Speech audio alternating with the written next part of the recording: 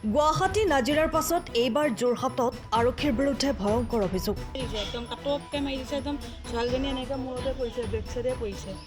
ভোগদৈ আৰক্ষী চকীৰ ভাৰপ্ৰাপ্ত বিষয়াৰ বিৰুদ্ধে গুৰুতৰ অভিযোগ।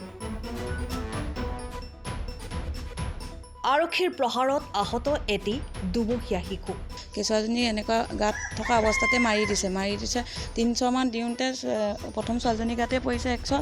উপ পৰিদৰ্শক তথা ভোগদৈ আৰক্ষী চকীৰ ভাৰপ্ৰাপ্ত বিষয়া বৰ্ণালী গোহাঁইৰ বিৰুদ্ধে যোৰহাট সদৰ থানাত এজাহাৰ দাখিল কৰিছে এগৰাকী মাতৃয়ে।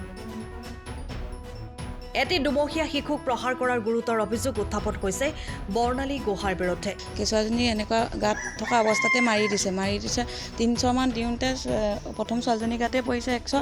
তাৰপৰা ছোৱালীজনীক খুৱাই দিয়ে বুলি কৈছে, খুৱাই লৈ তাৰপৰা মোক গুৰ মাৰিব লৈছে, চিজাইন কৰা মানুহ গুৰ মাৰি দিছে। তাৰপৰা বাইদেউক কৈছোঁ, বাইদেউ মোক নেমাৰিব চিজাইন কৰা মানুহ, তাৰপৰা নাই মাৰা বোলে। উল্লেখ্য যে ড্ৰাগছ সৰবৰাহ গোচৰৰ তদন্তৰ বাবে যোৰহাট নিমাতী পথৰ বৰিগাঁৱলৈ গৈছিল আৰক্ষীৰ দলটো। শনিবাৰে পুৱা বৰিগাঁৱৰ গাঁওৰক্ষী বাহিনীৰ লোকে অংকুৰ দাস নামৰ এজন যুৱকক ড্ৰাগছসহ আটক কৰি আৰক্ষীক চমজাই দিছিল। এই অংকুৰ দাসৰ স্বীকাৰোক্তিৰ ভিত্তিত আৰক্ষীয়ে মহিলাগৰাকীৰ ঘৰত অভিযান চলাইছিল। মহিলাগৰাকীৰ বিৰুদ্ধে আছিল ড্ৰাগছ ব্যৱসায় কৰাৰ গুৰুতৰ অভিযোগ। অভিযুক্তই কোলাত এটি কণমানি লৈ থকা অৱস্থাত মাতৃক প্ৰহাৰ কৰোঁতে মাতৃৰ সলনি শিশুটিৰ গাত লাগে। এই লৈ এতিয়া উপ পৰিদৰ্শক তথা ভোগদৈ আৰক্ষী চকীৰ ভাৰপ্ৰাপ্ত বিষয়া বৰ্ণালী গোহাঁইৰ বিৰুদ্ধে যোৰহাট সদৰ থানাত এজাহাৰ দাখিল কৰিছে মাতৃগৰাকীয়ে।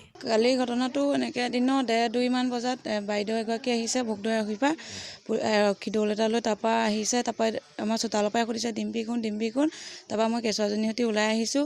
কেঁচুৱাজনী এনেকুৱা গাত থকা অৱস্থাতে মাৰি দিছে 300 মান দিওঁতে প্ৰথম ছোৱালীজনী গাতে পৰিছে 100। তাৰপৰা ছোৱালীজনীক খুৱাই দিয়ে বুলি কৈছে, খুৱাই লৈ তাৰপৰা মোক গুৰ মাৰিব লৈছে, চিজাইন কৰা মানুহ গুৰ মাৰি দিছে। তাৰপৰা বাইদেউক কৈছোঁ, বাইদেউ মোক নেমাৰিব চিজাইন কৰা মানুহ, তাৰপৰা নাই মাৰা বোলে। তাৰপৰা মই বোলো, বাইদেউ কি কাৰণে আহিছে বোলে, এই অংকুৰক বোলে তই মাল দিছ। মই বোলো অংকুৰক মাল দিছোঁ বোলো, লৈ আনক আকৌ অংকুৰক। ড্ৰাগছ দিছ। অংকুৰৰ ঘৰলৈ যাওক, অংকুৰ মোৰ কোনো নহয়, পৰিয়ালৰ হ'লেও বেলেগ কথা। মানুহ এটা নাম কোৱাৰ লগে লগে এনেকৈ আহিব পাৰে নেকি কোনো বস্তু নোহোৱাকৈ। তাৰপিছত গোটেই ঘৰ লণ্ড-ভণ্ড কৰি থৈ গৈছে। বাচ্ছাটোক মাৰিলে মেডিকেলত ভৰ্তি কৰিব দিছে।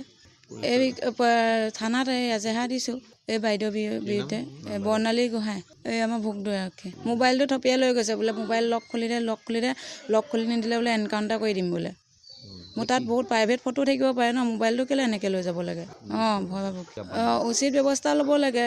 ভুল কৰিছোঁ কিবা কৰক, মোক আহি ডাইৰেক্ট ঘৰত এনেকৈ কেঁচুৱা লৈ থকা অৱস্থাত মাৰিব নালাগে নহয়। চৰ মাৰিছে বাচ্ছাটো মৰা নাছিলে, মোক মাৰোঁতে কেঁচুৱাটো লৈ থকা অৱস্থাতে মাৰি দিছে ডক্টৰে ভৰ্তি হ'বলৈ দিছে। মূৰৰ বেক চাইডে পাইছে।